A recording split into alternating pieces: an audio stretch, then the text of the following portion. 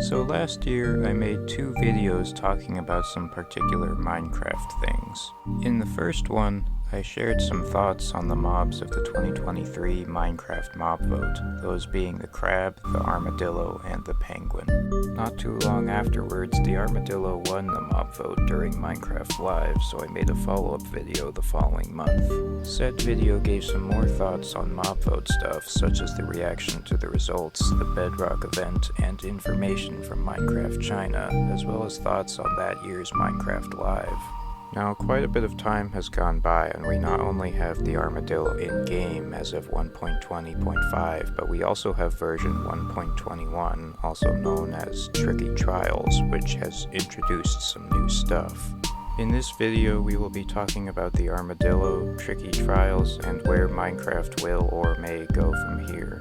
Let's begin. So like I said, in version 1.20.5 for Java, the armadillo was added. For Bedrock users, it was added in 1.20.60 because their versions are different. During the snapshot and preview development phases for both editions, the mob underwent modifications in order to make things satisfactory for the player base. The rolling and unrolling animations were changed, the texture changed due to some complaints about the eyes, spiders and cave spiders became afraid of them, some new events, sounds, animations, and other stuff were added, all that stuff. By the end, we got something which, by this point, people are probably more or less okay with. But what do I specifically think of the armadillo? Well, it's alright, I guess. But what about the reason just about everyone wanted the mob? The main draw, Pupper Protect. Well, it apparently wasn't too great at first, but it became more suitable by the end. It still isn't the most effective against certain threats, though. Also, there unfortunately are no variants of wolf armor such as iron, diamond, gold, or anything like that. However, we can still dye wolf armor various colors, so I guess that's neat-ish. Overall, I guess that ended up more or less how one could expect it to. However, there was another change in 1.20.5 which I didn't expect, that being new wolf variants. Apparently wolves now have unique textures depending on which biomes they spawn in.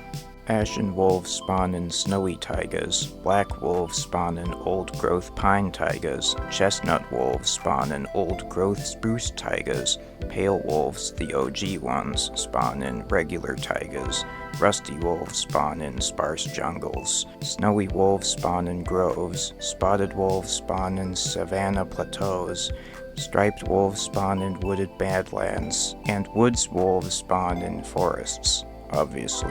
There's some additional info regarding how variants spawn and stuff according to the Minecraft wiki, but what I listed is considered the basics more or less. I guess this change is interesting, and perhaps it was warranted. After all, we've had variants of cats and parrots for a while now, so you'd figure some people would want wolves to get some variety at one point or another. I guess now we finally got them all on the same page in that respect. Anyways, I guess I've said enough about the armadillo and related 1.20.5 stuff. There might be some other things, but I think we've covered what is relevant enough to cover. Having established that, let's move on to discussing 1.21, also known as Tricky Trials. So back in June, the next major Minecraft update arrived.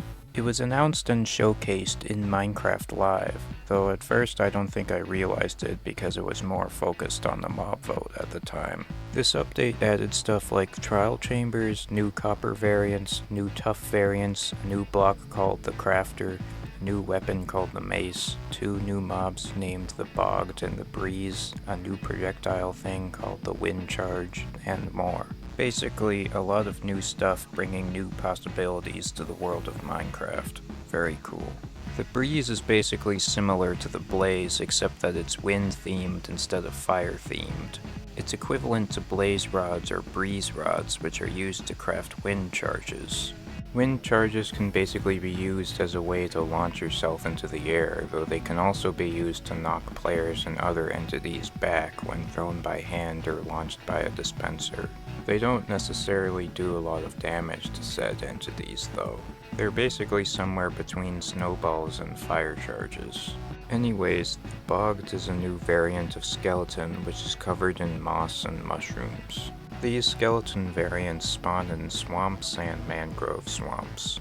They also spawn in the new trial chambers alongside breezes. Trial chambers are new underground structures made of copper which provide a new challenge for players. Basically, there's a lot of loot you can find, including a bunch of stuff you could expect, such as food, minerals, weapons, potions, blocks, all that.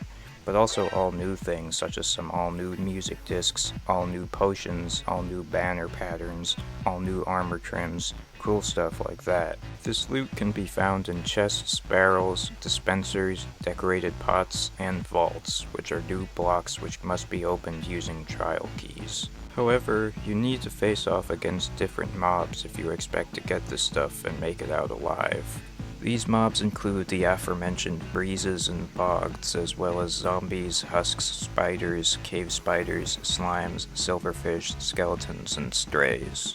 All of these mobs are sorted into special categories, with the breeze having a category all to itself. When all mobs in a particular area have been killed, the spawners will give you either a trial key or some loot.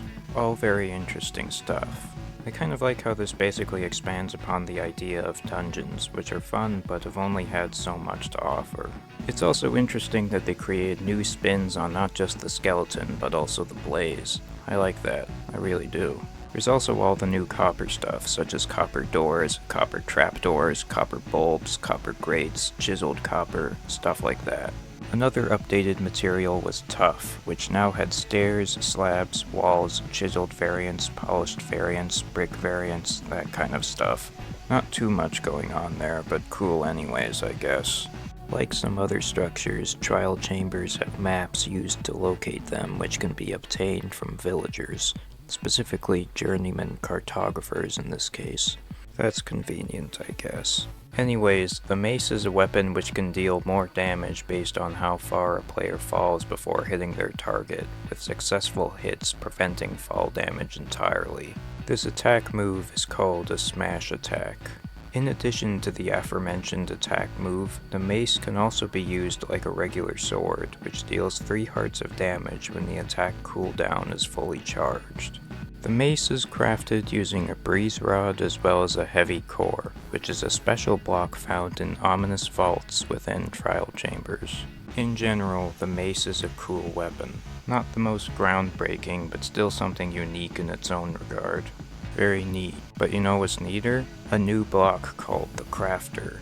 The Crafter is a redstone block which, as the name implies, crafts things. The player configures the crafter by disabling or enabling slots within the crafter grid, and the crafter will craft items based on the slots it has available and the items that are inserted into it. The crafted output is then released for the player to grab, or it is transferred into a container such as a hopper. Crafters can also receive input from hoppers, droppers, and other crafters. The bits about hoppers and droppers are more or less basic redstone logic, but the crafter's ability to transfer items to another crafter is sort of new, and it's cool. This new block in general is pretty cool because of the possibilities it holds, not only for playing in survival mode, but also for custom maps made for adventure mode, which tend to rely on redstone contraptions for various things. Very interesting stuff here. Overall, 1.21 is pretty cool, I guess. It's got a variety of interesting features which people can use in various ways. Whether you're into combat stuff, redstone circuitry stuff, or simply building and decoration stuff, there's some decent stuff to work with here. So I'd say this update was generally pretty solid. Not the best, but better than 1.20 in my opinion. Anyways, let's move on to the next topic. Also there were new paintings and some other stuff, but anyway, next topic. So, I guess now that we're done picking up from where we left off, it's time to talk about more recent stuff, particularly things more related to the future of Minecraft. Luckily, a new Minecraft Live happened recently, so there's something to talk about. Let's take a look at that, shall we? We start off with a rather simple intro, definitely not as cinematic and drawn out as last year's intro. After that, we see that Lydia Winters never escaped the green screen hexscape from last year and got replaced by her clone, who is also the Queen of Narnia or something like that. What, you think she just dyed her hair or something? Yeah, that's what they want you to think. Anyways, she talks a bit about how Minecraft is 15 now, woohoo, and they play one of the first Minecraft trailers. Despite what they tell you, it is not the first official Minecraft trailer. There were some beforehand, and not just fan-made ones, but also ones that are on the official channel, hence being official. What's with this historical revisionism, Mojang? Something wrong with these older trailers? Better hold that thought. Jeb's here to tell us some stuff. After the trailer, we see Jeb talk more about Minecraft being 15 and also discuss changes and how updates will be released. Apparently, features will now drop more regularly in a similar fashion to 1.20.5, also known as the Armored Paws update. You know, the one that added armadillos and wolf stuff and all that. Obviously, we already went over discussing 1.20.5, but I guess I'm obligated to address the more frequent feature drops announcement. I honestly don't know how I feel about it entirely. It might be for the better, because then we might have less cases like 1.20 where it's treated like something grandiose even though it just ends up being underwhelming, but I don't know really. What do you think? Let me know in the comments or something if you'd like. Don't have to, but you know, you can. Anyways, here's Agnes, who tells us that we're going to be seeing some cool new stuff later on, but first has to tell us that Bedrock will be getting hardcore mode. Wait, they didn't have that? Well, they kind of did, but only as a preview thing. And also that we'll be getting bundles. Yeah, remember bundles? They're back. In POG form. Not really, but you know what I'm saying, right? We then get Steven Scott, Mojang's senior product manager, talking to us about hardcore mode. We hear a bit about how the menu stuff for hardcore mode is different in Bedrock, but otherwise it's pretty much same old, same old. Not sure how many people exactly are in the dark regarding hardcore mode, but I guess maybe someone appreciates a reminder. After this, senior system designer Matthew Gatlin talks about bundles. We do seem to see some change, as now bundles can be dyed different colors and selection of items appears to be a bit different, so I guess that's cool. Anyways, Matt says some stuff about how they can be used in roleplay and stuff like that, and... Wait, what? Oh. Oh. Villager news. Yes! Yes! So yeah, villager news. Instantly the best thing about this event. Already a step above last year in that respect, though don't get me wrong, the animation in that one was good too. I don't necessarily want to spoil all this for people who may not have watched, but I will say that this segment is very enjoyable and, like I've said, easily the best thing in this Minecraft Live. I will share this rather amusing bit though. Hey, wait! Does anyone feel like we're being watched? I hope so. We need the ratings.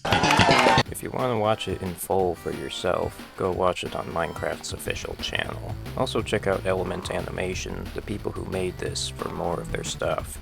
They're a pretty cool bunch. Anyways, the villager news segment is left on somewhat of a cliffhanger, and we resume Minecraft Live, where we watch a segment of people doing things with Minecraft sounds laid over them. I think this is basically supposed to act as transition filler or something like that. After that, we get to Vu Bui talking to us about... Who is that? I am Steve.